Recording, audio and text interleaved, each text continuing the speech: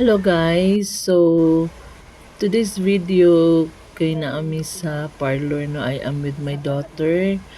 Kay plano na gyud ni nako nga magpa Brazilian treatment kay murag kuan na gyud siya sa kanang sige bitaw og uh, reband. So ako pong anak wa man siya nakapariban pero nag-Brazilian lang gyapon siya para kuan pod iyahang hair manindot. So mo ni amo ang banding karon. Nag-explain po dira ang taga parlor kung unsad ay ng Brazilian treatment. So akong anak naapod siya dito sa akong kilid man ni siya sa pikas sa nga chair. So ana ning diri sa parlor na kining Brazilian treatment is dili daw ni siya makapastraight. Kumbaga if monthly daw ni siya himo sa imong buhok, so maghatag siya kanang naay ma-shiny imong buhok ug ma-healthier imong buhok. Makuan tong mga damage sa pag-rebond. Manindot bali siya. So gi-apply ang treatment and then like mga 15 to 30 minutes man siguro to nga gi-leave lang siya dito sa kong hair. And then nag-blower na dayon siya. Kasi ginadayon siya blower until na fully kuan na gyud niya blower tanan akong buhok. Makuan man niya kay mahibal-an man kay murag kumbaga na kuan na siya na uga na akong buhok.